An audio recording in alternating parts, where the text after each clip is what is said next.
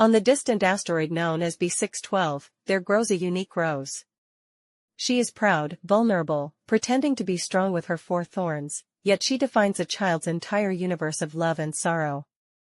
This is more than an interplanetary voyage, it is a mirror held up to the absurdities and lost truths of the adult world. Welcome to The Little Prince. Part 1, The Stardust Rose and the Departing Prince. The little prince's home is a tiny planet, so small that by moving his chair, he can watch 44 sunsets in a single day. His life is simple and orderly, weeding out baobab sprouts, cleaning his volcanoes, and tending to his sole treasure, a rose that had suddenly bloomed. The rose is beautiful yet vain, demanding his care and love with her exacting needs, all while claiming to be fearless. The young prince, confused by her love and wounded by her lies, decides to leave.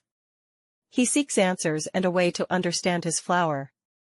Before his journey, he carefully places a glass globe over the rose and bids her an awkward farewell. This departure is the necessary exile of growing up, the first crack between innocence and a complex world.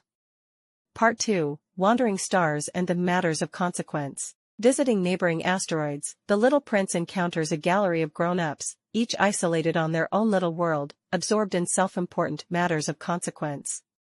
He meets a king craving absolute authority, a vain man in constant need of admiration, a drunkard who drinks to forget his shame, a businessman endlessly counting and claiming ownership of stars, and a geographer who records only the eternal yet never leaves his desk.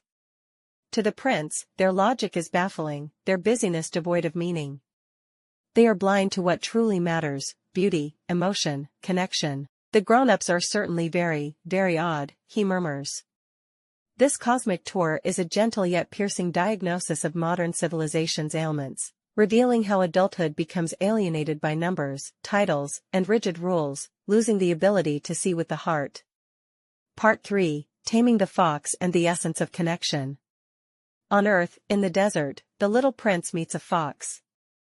The fox asks to be tamed and imparts the story's central wisdom: to tame means to establish ties.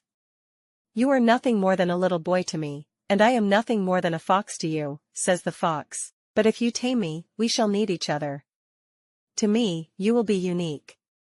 To you, I shall be unique. It is the time the prince spent on his rose that makes her so important. The fox helps him understand that love is defined by responsibility and unique devotion. Now, the desert is no longer barren because of the golden wheat fields that remind him of the fox's hair. The stars are filled with meaning because one of them holds the flower he loves. Part 4, The Desert, the Well, and the Gift of Farewell. In the desert, the little prince encounters the story's narrator, a pilot stranded by a plane crash. The pilot is a rare grown-up who has kept a child's perspective. His drawing of a boa constrictor digesting an elephant is mistaken by adults for a hat, but instantly understood by the prince. Their meeting is a rescue of 2 lonely souls. When the prince leads the pilot to a well at daybreak, the sweet water is like a sacrament, a spiritual oasis found in a barren reality. What makes the desert beautiful, the prince says, is that somewhere it hides a well. As a farewell gift, the prince leaves his laughter for the pilot, promising that when the pilot looks at the stars, he will know one of them is laughing.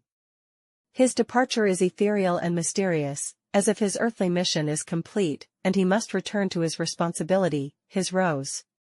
Part 5, The Eternal Echo Under the Starry Sky. The Little Prince is far more than a children's tale. It is a lucid parable about the essence of life. The rose symbolizes love in its initial, clumsy, and beautiful form, requiring our patience and protection. The fox reveals the truth of all profound relationships: taming, investing time, embracing responsibility. The inhabitants of the asteroids represent the various faces of our alienated selves in daily life. Through the prince's eyes, Saint-Exupéry urges us to re-examine forgotten innocence, invisible bonds, and the beauty of wasting time on love. The story's ending is poignant and poetic. Did the prince return to B612? Does his rose still live? The answers matter less than the imprint left on every reader. Now, when we look up at the night sky, we might hear the laughter of 500 million little bells. That laughter reminds us, what is essential is invisible to the eye. It is only with the heart that one can see rightly. Perhaps our whole life is a lesson in learning not to measure a flower with numbers, nor to confront a starry sky with conquest, but to tend, with love, our own unique rose.